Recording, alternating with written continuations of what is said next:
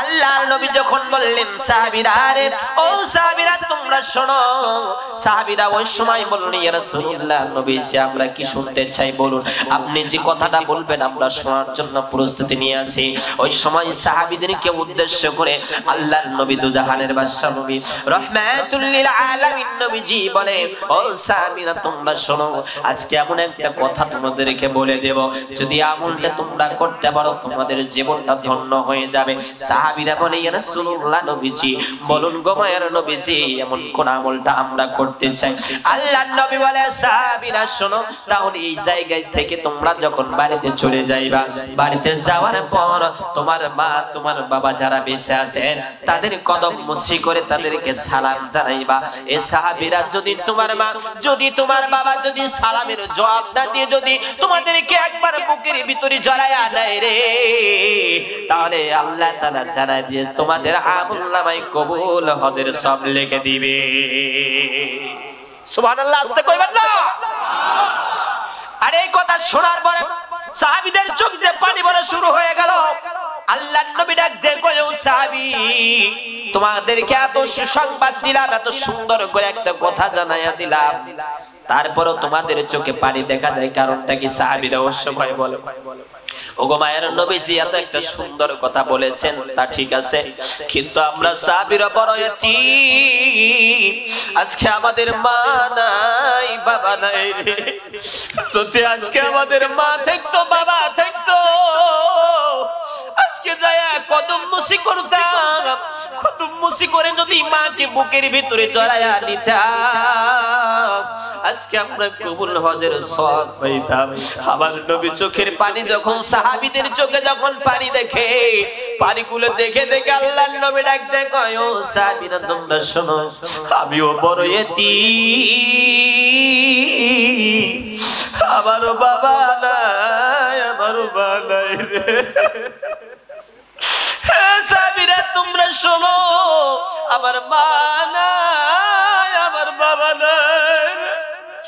এ বন্ধু, আজকে আমরা যারা এই জায়গায় আসলাম বসলাম, আজকে আমরা অনেকে এতিম হয়ে গেছি।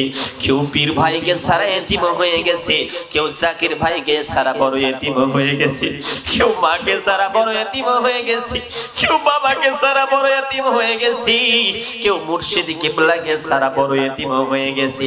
এতিমের কাঠগড়ায় আমরা দাঁড়ায়া গেছি, আল্লাহকে জোরে আরজি করি, আল্লাহ আমার মা নাই গো, আমার বাবা নাই, আমার মা ওই কবরে পড়ে আছে, আমার বাবা ওই কবরে পড়ে আছে, আল্লাহ আমার মা বাবার কবরে আযাবগুলো মাফ করিয়া দাও। আল্লাহ বলে, ও বান্দা শোনো, তুমি তোমার মার জন্য বাবার জন্য যেই মাত্র দোয়া করেছো, ওই মাত্র কোনো পর্দা রাখি নাই, ওই মাত্র আমি আল্লাহ তাআলা দোয়াগুলো সঙ্গে সঙ্গে আমি রব্বুল আলামিন কবুল করে নিলাম।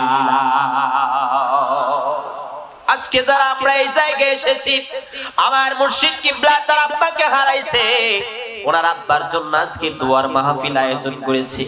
এ ভাই, দুনিয়া থেকে যারা চলে যায় তাদের দেওয়ার মতো কিছু থাকে না, কিন্তু যদি দোয়া করা হয়, কবরে যারা বাসিন্দা হয়ে থাকে তারা বারে বারে আহ্বান করে, বারে বারে বলে, ও সন্তান তোমার জন্য অর্থ রেখে আসলাম, সম্পদ রেখে আসলাম, টাকা পয়সা ব্যাংক ব্যালেন্স সব রেখে আসলাম, আমাকে কিছু দিতে হবে না, আমি কিছু চাই না, শুধু এতটুকু আমি চাই, আমার জন্য দুখানা হাত উঠাইয়া আল্লাহর দরবারে যদি তুমি আরজি করতে পারো, দোয়া করতে পারো, আমার বড় কবরে বড় আযাব হয় রে, আমার কবরে বড় আযাব হয়। সন্তান তুই আল্লাহর কাছে একটুখানি দোয়া কর, ওই মাত্র যেই সন্তান আল্লাহ দরবারে দুখানা হাত উঠাইয়া আরজি করে, আল্লাহ তাআলা সঙ্গে সঙ্গে দোয়াখানি কবুল করে নিয়ে তার আব্বা তার মার কবরে আযাবগুলো আল্লাহ তাআলা মাফ করিয়ে দেয়।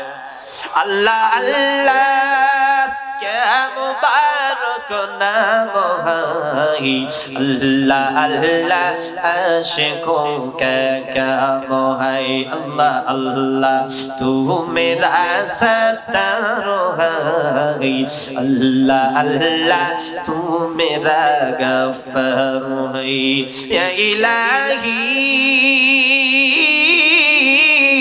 मुझसे मुझको दूर कर ताकि देखो मुझ में तुझको एक नजर। अल्लाहु अकबर। और आवाज से बोली ना अल्लाहु अकबर।